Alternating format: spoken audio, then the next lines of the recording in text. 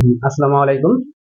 নিওনমিক্স এর পক্ষ থেকে যে ইন্টার ফার্স্ট ইয়ার ও সেকেন্ড ইয়ারের আমরা অর্থনীতি প্রথম পত্রের ক্লাস বিগত আমরা দুটো ক্লাস আলোচনা করছিলাম। সেই ক্লাসে আমরা অর্থনীতির যে মৌলিক বিষয়গুলো সেই বিষয়গুলো নিয়ে আমরা আলোচনা করছিলাম। তো আজকে আমরা যে টপিকগুলো নিয়ে আলোচনা করব সেগুলো হচ্ছে দুষ্প্রাপ্যতা বা স্কারসিটি, 2 নম্বর হচ্ছে নির্বাচন যেটাকে চয়েস বলা হয়, 3 নম্বর হচ্ছে সুযোগ ব্যয় বা অপরচুনিটি কস্ট।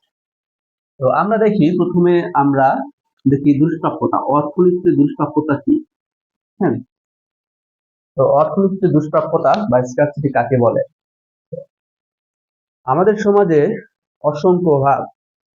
তো আমাদের সমাজে কি অসংখ্য অভাব, এই অসংখ্য অভাব এর তুলনায় আমাদের ব্যবহারযোগ্য সম্পদ কিন্তু খুব স্বল্প।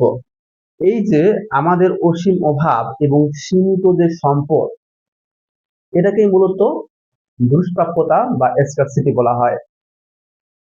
এখন ধরেন আমি 100 টাকা নিয়ে বাজারে গেলাম। তো 100 টাকা নিয়ে আমি বার্গার, এরপর হচ্ছে সফট ড্রিঙ্ক, হ্যাঁ, এবং আরো বেশ কিছু জিনিস আমি ক্রয় করব। কিন্তু আমার এই 100 টাকা দিয়ে সবগুলো জিনিস কি একসাথে ক্রয় করা সম্ভব নয়, কারণ আমার টাকা অল্প। আমার যতটুকু যেগুলো জিনিসের প্রয়োজন ছিল সেই জিনিসগুলোর তুলনায় আমার কি টাকা অল্প। এটাকে মূলত দুষ্প্রাপ্যতা বলা হয়। বোঝা গেছে? তো এটাকে দুষ্প্রাপ্যতা বলা হয়, স্কারসিটি। তো 1 নাম্বার আশা করি বুঝতে পারছো। এবার এই যে আমাদের যে সমাজে যে অসীম যে অভাব, অসংখ্য যে অভাব, তো এই অসংখ্য অভাব থেকে আমাদের মূলত এই নির্বাচনটা আসে। তো নির্বাচন আমরা কি বুঝবো? অর্থনীতির ভাষায় নির্বাচন কি? তো নির্বাচন হচ্ছে সমাজে একাধিক অভাবের মধ্যে যেই অভাবটা আমাদের কাছে খুব বেশি গুরুত্বপূর্ণ, ওই যে অভাবটা নির্বাচন করাই হচ্ছে বা পছন্দ করাই হচ্ছে নির্বাচন।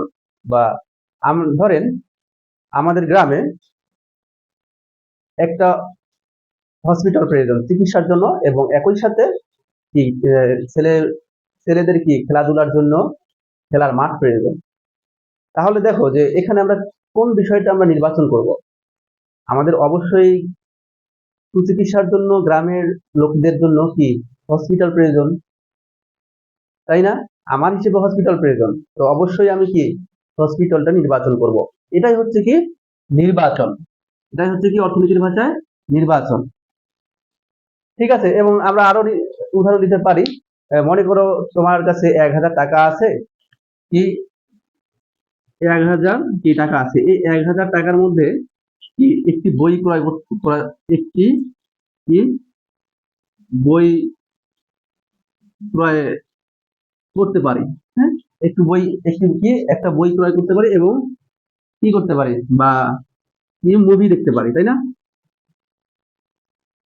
মুভি দেখতে পারি, মুভি দেখতে পারি। যাই হোক, এখন তোমার কাছে কোন জিনিসটা বেশি গুরুত্বপূর্ণ? এই 1000 টাকা দিয়ে কি একটা বই ক্রয় করা যাবে, বা যতগুলো বই তোমার যদি প্রয়োজন হয় বই ক্রয় করতে পারি, এবং কি এই 1000 টাকা দিয়ে কি মুভিও দেখতে যেতে পারি। তো এখন দেখো, এই যে আমি কি করব, আমি অবশ্যই বই ক্রয় করব। তো এই যে নির্বাচন, বই ক্রয় করাটা যে আমরা এই মুভি দেখাটাও একটা কি আমার শখ, এটাও দরকার, এবং কি আমি বই ক্রয় করব। এই যে নির্বাচন করতেছি একাধিক অভাবের মতো, অর্থাৎ আমার কাছে কিন্তু 1000 টাকা এসেছে, তাই না? যদি অনেক সম্পদ থাকতো তাহলে আমি দুইটাই করতে পারতাম।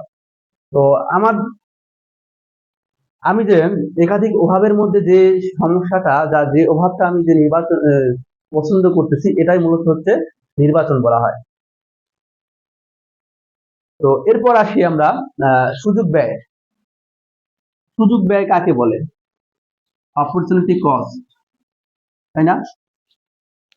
অর্থাৎ সুযোগ ব্যয় হচ্ছে কোনো অতিরিক্ত কোনো একক থেকে অতিরিক্ত উৎপাদন পাওয়ার জন্য অন্য একটি দ্রব্য যে পরিমাণ কি ত্যাগ করি আমরা, সেটাকে মূলত সুযোগ ব্যয় বলা হয়। যেমন আমি উদাহরণ দিয়ে বলতে পারি, উম,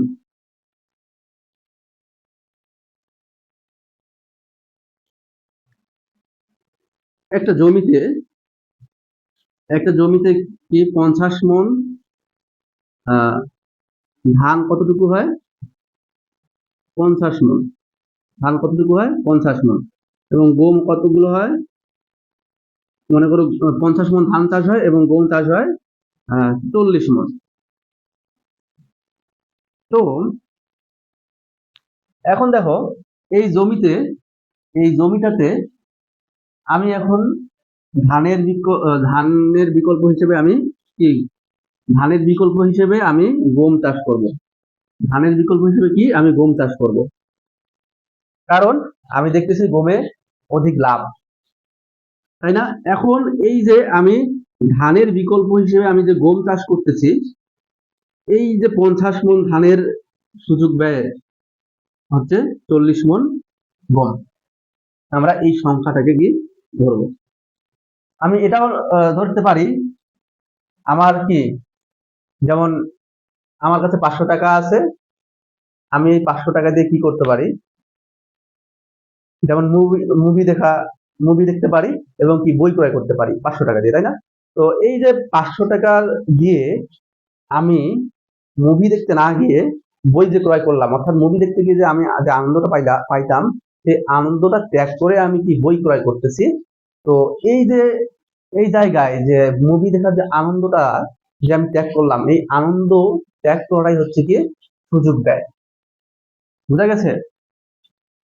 তো আমরা আশা রাখি এই যে 3টা টপিক, দুষ্প্রাপ্যতা, নির্বাচন, সুযোগ ব্যয় সম্পর্কে বুঝতে পারছি, এবং আমরা পরবর্তী ক্লাসে আমরা অর্থনীতির যে মৌলিক যে সমস্যাগুলো, সেই সমস্যাগুলো নিয়ে আমরা আলোচনা করব।